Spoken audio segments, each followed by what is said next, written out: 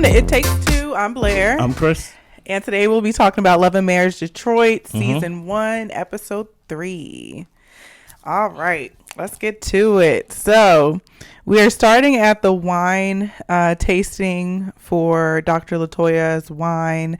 And we're coming off the heels of the Anthony attacking this lady. Attacking? Yeah. Going in, doing too much on Christina's friend who was saying, why are you all up in their business, pretty much. While she's in their business. Interesting. Yes. So Brandon, he's expressing, they're talking about him not having as much freedom as the other guys to be able to go to the club, do business in the club. And then Christina is expressing her concerns, and she gets pretty emotional about it, of how she left her career behind to be there for her husband, and he isn't backing her up at all. Stop that. Okay, what you say? Stop that. Once you make a decision, that's the decision. If you want me to feel bad for you that you left your career for the family, I won't, and I'm not going to use that as a weapon against you. That was a decision that was made to benefit the family, right? So why are you throwing it in my face that you left your career? Now, and granted, I'm getting on Christina. Brandon, you are weird. Okay? like I'm not even going to... Weird is the best thing I can say. Because you over here comparing what you can do to other men? No, don't do that. Don't do that. If you got someone who left their career, as Christina said she did, then... you need to make the moves for your career for the family because it benefits the family. Now, the reason why you can't move freely is not that Christina don't support you. I don't think that woman of how long y'all been married, 11 years or like whatever, just woke up one day and say, I'm not going to support her husband. What did you do to make her question that you are so serious about your career? What did you do to give her any doubt that, oh, Brandon, you can't go to the club? You can't put yourself in those environments. Because in my opinion, if you prove yourself to be in those environments and nothing happens or you're not tempted or anything like that, then I don't see why she would have a problem. As she said a couple of episodes ago, the history. People are not healed from the previous trauma that he probably put on her or they put on each other. So this has nothing to do with Christina won't let me go out and play with the guys. No, please stop it. Stop it. They having a petty argument, and it was just weird to watch. Yeah. Now, about MMA, Anthony, right? Yeah. He's weird, too. Yeah. Because he was the one that popped off the argument in last episode, talking about, you need to let him do this. You need to let him do that. You need to do this. But then when they start getting at it and start arguing, he's like, chill, y'all, chill. I'm like, wait a minute, you was the spark that sparked all of this. So like, I don't understand. And maybe in that friend group, Brandon is the chosen one. Maybe he is the one that they just like, man, if only like Brandon's the star. So they all there to protect Brandon, I guess. Yeah, and it gets so heated to the point that they have to separate them. Yeah. They got to separate the doggone married couple. And eventually things cool down and they're walking to their car. So Brandon and they're walking home because I think they was walking to their penthouse. Oh, okay. Yeah. Yeah. Well, they end up not staying at the same house. Eventually, you find out that in the scene later on, yeah. Yeah. So they're walking down the street. Christina's talking about how she can have any man she wants. She's not insecure. Petty. And Brandon is talking about how he's not coming home to a catering wife. And she's like... more petty. She's like, you get home all hours of the night after I've been taking care of the kids, taking care of the household, doing whatever I need to do for social media. Like, why do you expect me to have all this energy and enthusiasm for when you get home? Yeah. So... like, it was just petty. Like, Brandon called her insecure. You'll call her insecure in front of her friends, in front of the friend group. That's just... your job is there to protect your girl. Not to be the op. And of course, like, if you hit below the belt, she go hit below the belt, too. Of she can have any guy she want. I don't believe that. I don't believe anybody when they can say that. Because any guy literally mean any guy. You can have any guy you want. Is that guy going to do what Brandon's doing in the sense of providing for the whole family? Probably not.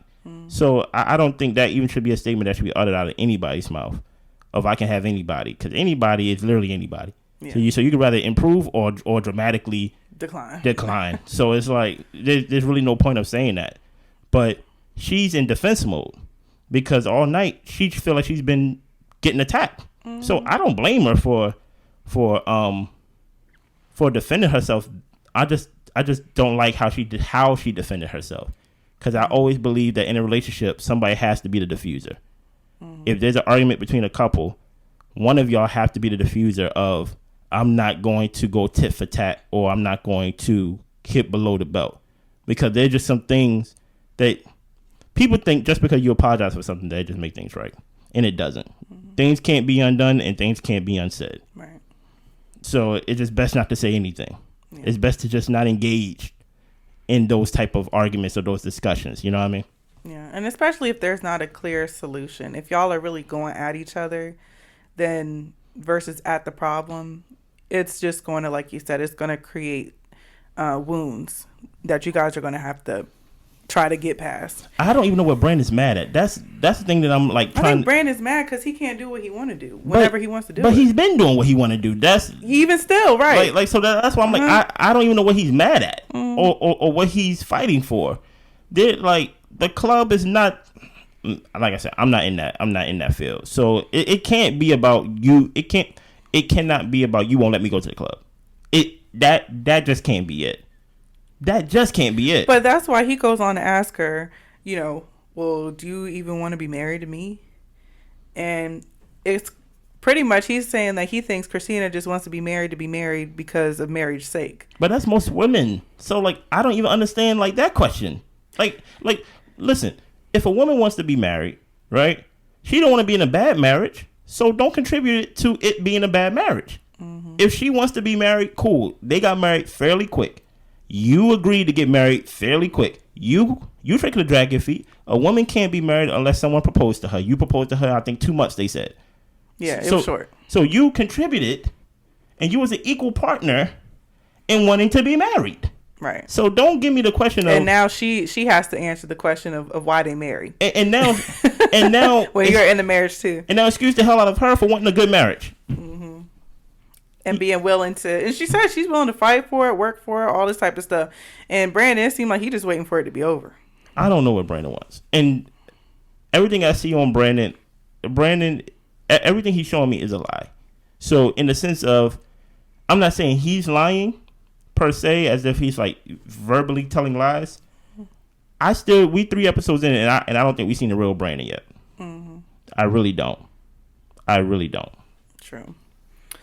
So then, this is still after the event. Dr. Latoya is clearly embarrassed. Yes, as she should be. Yeah, and she's in the car, and she's talking to Anthony, and Anthony is still talking about Brandon and saying how he needs to support his wife. Mm-hmm. And Dr. Latoya says, it's none of our business. Yeah. I don't even know why we're in their business like that. Yeah.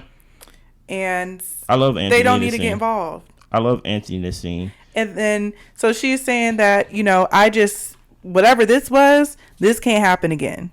For our friends events, when we get together, when we're having stuff, like this cannot be the bar that we have for ourselves. Yeah. And Anthony's like, well, you care about the image and you don't want to look a certain way and da-da-da-da. Mm-hmm. And I'm just like, if that's the case, maybe. But she really was just like, to me, I'm like, this is just not Dr. Latoya's, this is just not her vibe. I like Anthony in this scene because he's like, Christina's our sister, and we just got to make sure that they good. Yet he was the firecracker. Yes. So that's and you was the loudest one talking about their relationship at the table. So that's why I'm like, listen here. Carlos King hired the right people for this show. Mm-hmm. Because I'm like, I love the whole starting something then acting like I ain't starting anything. Mm-hmm. That's one of my favorite things to do. Like, what's going on here? Oh, no, we care about them. Well, for the first scene, for the first episode, second episode, even third episode, y'all have made it seem like Christina was holding Brandon back. Mm-hmm. And now y'all mad when she start punching back. Yeah. I love it. All right. Then we go to Colby's house, and she is having dinner with her parents. Russell takes the kids out, so that way she can talk to her parents. One of my favorite scenes. Yeah. And so she's talking to them. Well, first of all, she initiates it saying that he has started divinity school and he's going to be pastor. And her dad said, Amen. Her dad said, "Oh, he is." I like that. She's like, "I already know you know." And he was like, "Oh, I didn't know if he had spoken to you about it I yet." love it. I'm gonna act the same He's way. already trying to protect his son-in-law. I love it. I was like, "Oh my gosh!"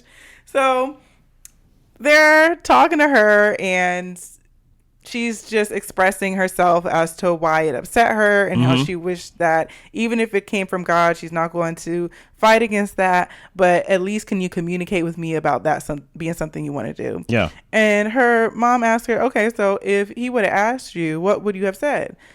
She said she would have said no. You can't do it. And they're saying, well, this is why he wouldn't come to you and ask you. So the mother said something that I 100% disagree with. What? The mother tried to make it seem like she said something, I'm paraphrasing, to where whatever he is doing with his life is between him and God, to where she did some type of motion to where he's hearing from him Versus and not making it, and that's 100% wrong. Right. You're not hearing from God if that's God don't break chain of command that way, to where hey, I'm gonna tell you your destiny for your life, don't tell your wife. The Bible says y'all are one. So if he's communicating with God, which is not my place to question, and he's using that as a reason to not communicate with his wife or to at least have a conversation with his wife, he's still in the wrong. He's 100% in the wrong. Yeah. Even if she say no, and you can't have conversations based on reactions. You can't have conversations just because it don't go your way. So if Russell wanted to talk to his wife about becoming a chaplain or something of that nature, going to that type of school, and he knows that his wife going to feel some type of way about it, he's still wrong for not bringing that conversation up. You can't have every conversation and expect your spouse to agree with you.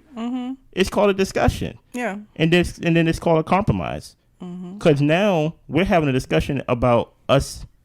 I'd rather us have a conversation about you not liking something than you just being completely blindsided. And you being a pastor, I know the father, I know she said she's a preacher kid. Many times they're not women, especially black women. They have this role that's been set out for them to just be quiet. Just support your man, sit in the back, don't say nothing, don't look no way, look forward, support him. If he hears from God, stay out of it. That's none of your business. But that's not right. I grew up in the church. I see it all the time. It's not right. God would never put you in a situation to where your wife is the enemy. It's just not what it is. So many times than not, I can see the toxic and probably how she felt as a preacher's kid of why she's like, I don't really like that. Because even though the mother may be cool with it now and because they older, so they've been through it, I'm sure there've been some hardships that she was like, hey, this relationship you got with God, can I get in on this? Like, right. You get what I'm saying? So I understand, and I kind of see the dynamic of them trying to explain like why he doesn't talk to his wife or wouldn't bring it to his wife.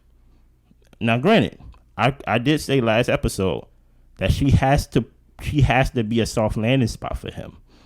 You know, she has to be open to these conversations and not come aggressive or come attacking his ideas, because there's not a lot of places for black men to have a soft landing spot. So I get it, but that doesn't mean that the conversation cannot be had. It has to be had every time, even if it's hard. Yeah. All right, so we move on. Anthony, he's working on some type of outfit lookbook situation for his company. Okay. And he's FaceTiming with Brandon, and he finds out that Brandon hasn't talked to his wife, and Anthony is telling him that he needs to support his wife. Brandon hasn't even been staying in the same the penthouse that they got. He got another spot. Right. Enjoy your alone time, brother. And then Christina and Chelsea, they're working on her collection. So she's trying to get her fashion stuff together. And she's explaining about how much she's willing to fight for her marriage and fight for him. So Dr. LaToya and Anthony, they're going out for a date night. Yes, one of my favorite scenes. Yeah, and they're talking about Atlanta. And in her eyes, he just moved there. And from what I understood, he said to her and explained to her what he was going to do and going to Atlanta. Yeah. But it wasn't necessarily a discussion of how do you feel about this? Do you think this could work for our family? It was a this is what's best and I'm going. Yeah. And during that time period, there was a lot going on in their household. So their kids are in like a suburban, I guess mostly white school, so they were dealing with racism. Yeah. She needed Anthony to be present to help. She felt like she couldn't do it on her own. And he still feels like he could have provided that support traveling back and forth. Yeah, I think that's what's I don't know you saw, but what really kick started this conversation about Atlanta. He keeps bringing it up as like he keep like basically like being passive aggressive with it, and she's like, I don't like you doing that. I really don't like how you try to like throw it in my face about I felt this way, I did this, and she made it known right at that moment that during that time, I think that's probably why she feel what she feel. That during that time, I was forced to deal with things on my own. You know, I was forced to deal with things on my own. So that feeling of aloneness probably was magnified at the fact that he wasn't even close driving distance. Right. So it's not like something that could be handled within that day. If anything, he probably had to come at the end of the week. So I can kind of see her point. I think Anthony should stop bringing up Atlanta. I really do. He clearly resents her for it. I'm gonna get back to that because I actually got a different opinion on that. But I think he just needs to stop. I think they need to get over it. Yeah. They need to. There's certain words, keywords that shouldn't be said anymore in their marriage in this Atlanta. Yeah. Like I just don't think they should just bring it up anymore. Well, and then Anthony, he also goes on to say that if it was her who needed to leave for a business opportunity, he would have took care of the kids and everything would have been fine and she wouldn't have had to worry about it. And that's probably true. Yeah. But guess what? I'm not you. You ain't me. So that's probably is true. But that's not the discussion. Right. I just don't think he should be knifing her with that Atlanta thing about how she felt about it. Because she said now she made it verbal that I don't like when you do that. Yeah. So now it's up to you to make the adjustments of not to do that no more. Yeah. Or not to present it that way that she was doing it. Like she like, okay, I don't like it. So now Anthony, MMA, I expect you not to do it no more. It's just how it works. Yeah. Then we see Colby and Russell. They're at this gym type location doing this rope obstacle course. And they're just talking about how his plan is to become a chaplain in the Army National Guard because there's going to be less time constraints and I guess less of a responsibility to the people versus a pastor and kind of having like your flock as like your church people. Yeah, so, a chaplain, right? Yeah, and being a chaplain instead. And so, I think in the military. Yeah. Yeah. So I feel like that's a good compromise, but he said that's what he plans on doing for now. So he's saying if God calls him to do something else, like he will expand, he will do whatever he's called to do. We don't have a problem with God calling you to do whatever. Like if God only talks to you, it's your responsibility to talk to your partner. Yeah. But the thing is, that's not the only thing Colby is upset about. It's both. Like she wants to be communicated with. Yeah. Two, she really doesn't want you to do this. But she really doesn't want this for her life. I understand that. So and at the end of the day, that's a different conversation. But now y'all having a conversation about the conversation. Yeah. So it's like let's not have a conversation about the conversation about communication. Like I'd rather us have a conversation about you not liking it. To her, she probably just like. See, the thing about him, which she probably knows, this whole time he wanted to be a chaplain. So the preacher didn't even come into the equation. But she kind of knows like, it kind of it starts this way. You know what I mean? Like, okay, if you just want to be a chaplain on your job, cool.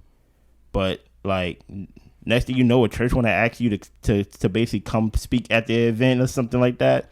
And then you like how the crowd gets you going. And then next thing you know, you want to start a church. And she's like, okay, I thought you were just going to be a chaplain for the military.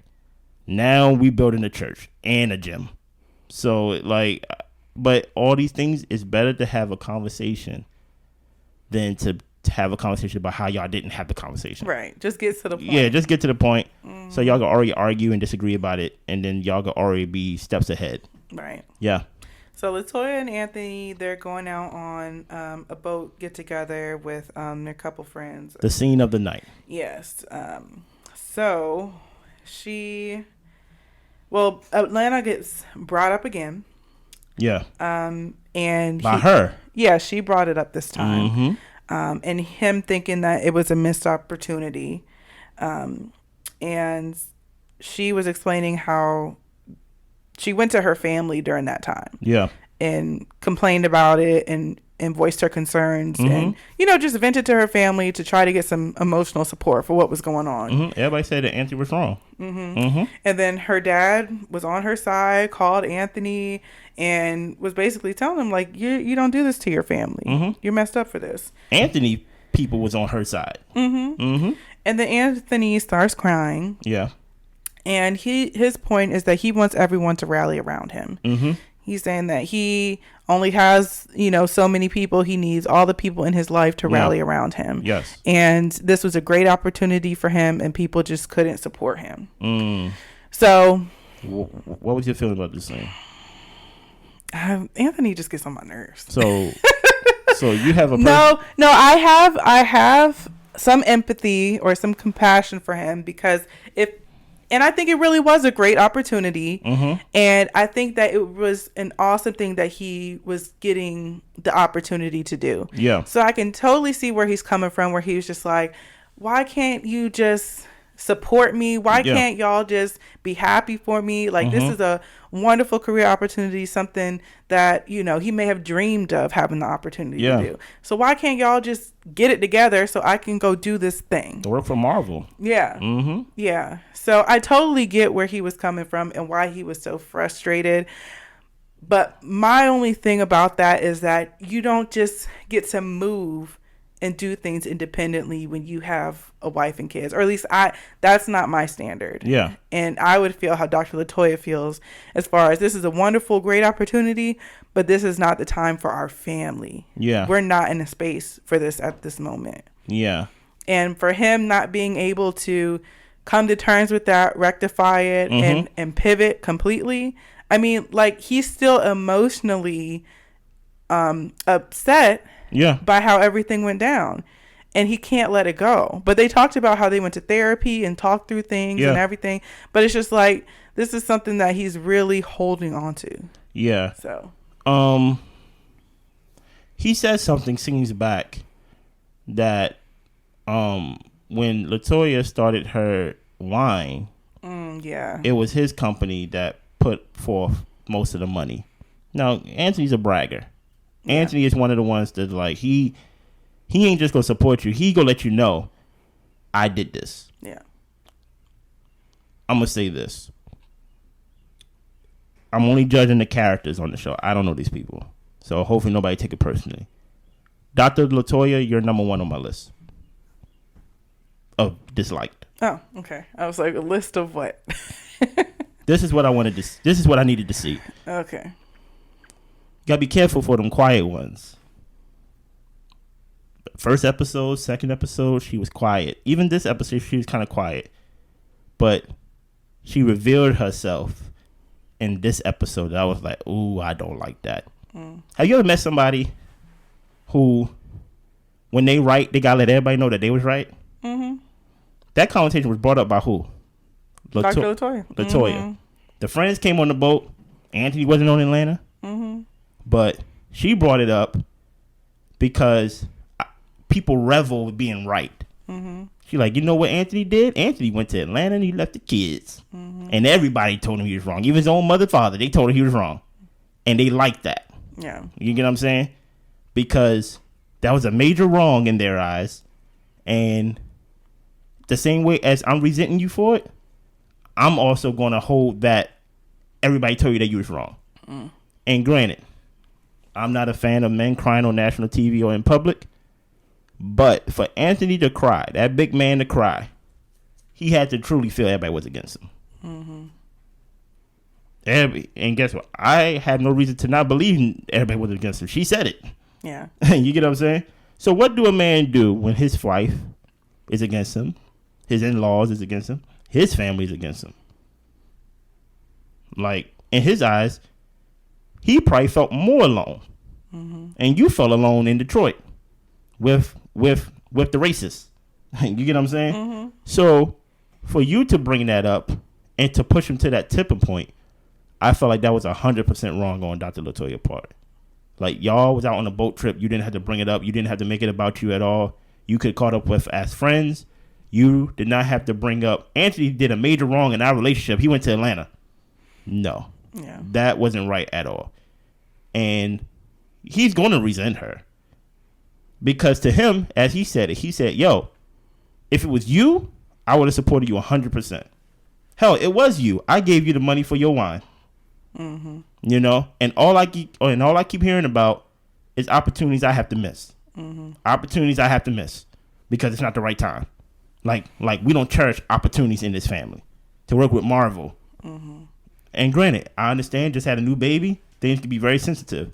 But at that moment, Dr. LaToya did a bad thing in my eyes of reveling in the I was right, you was wrong in front of strangers. Y'all are supposed to be a united front. And in that moment, you had your man crying in front of people. But see, that situation also made me look at why Anthony is so vocal for Brandon and Christina's situation. Is I think he sees himself in that situation. He probably like, listen here, I went to Atlanta. Yeah. You know what I'm saying? Like, But like he's seeing like Christina, you know, basically being the one to call the shots, and maybe that's how he feels about Dr. LaToya. And maybe he doesn't feel like he can talk to his wife the way he talks to Christina. I mean, of course not. So he feel like he can let go and let have.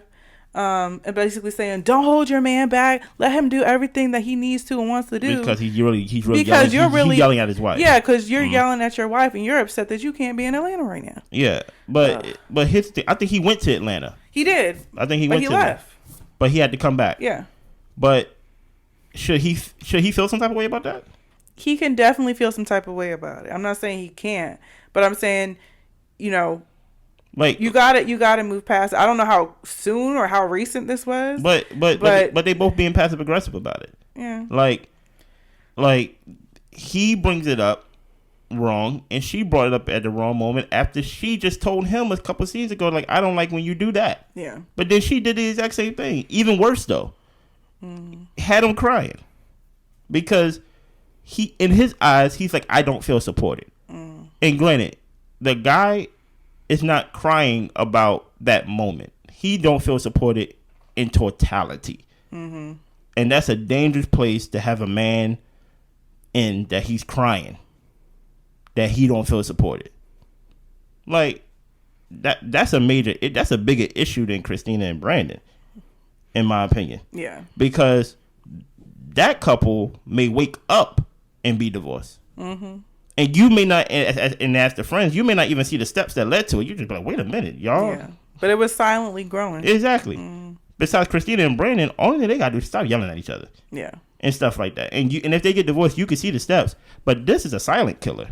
To where y'all just not talking as much. Y'all ain't yelling. You know? Any ideas or any plans he want to do, he don't really run it by you no more. You know, he has to come home and things like that. But at the same time, he sponsored your business. Your wine. You know? So it's like, a man will feel like, yo, I don't feel supported at home. So what I'm going to do, I'm just going to be a good father. I'm just going to be here for the family. But as soon as them kids is out the house, I'm out with them. So that's why I'm like, they need to go to therapy. And they said they are, but they need to keep going. To get over Atlanta. Yeah. And her friend even said it, like, be careful. That's resentment. Yeah. Because we ain't know nothing about Atlanta. Because that's the thing about it. When people start saying, was he wrong for doing that? And trying to get people to be on your side. But there is no my side, your side in a marriage. It's one side. Yeah, versus the problem. Exactly. So automatically, I don't need you to talk to your friends or our friends and be like, tell Anthony he was wrong too. His mom already told him. Yeah. Tell him too. His daddy already told him. And guess what? Everybody on my side of the family told him. So I need y'all to tell him too. And that's why he crying on the boat. Yeah. Now it's supposed to be a nice out. And you made it uncomfortable for your couple friends. Oh no! Don't invite me nowhere if y'all gonna be. If you got me get crying, into it like that. If you got me crying, I'm hollering. I'm gonna make everybody on that boat uncomfortable. because now I'm crying. So now everybody gotta be uncomfortable. And guess what? We in the middle of the water. We can't jump off anything like that. I'm crying out loud, Hollering, wailing. Yes. All right. Well, thanks for joining us, y'all. Like, comment, subscribe. Tell us what you thought about the episode. Yeah. All right. Bye. Y'all be good.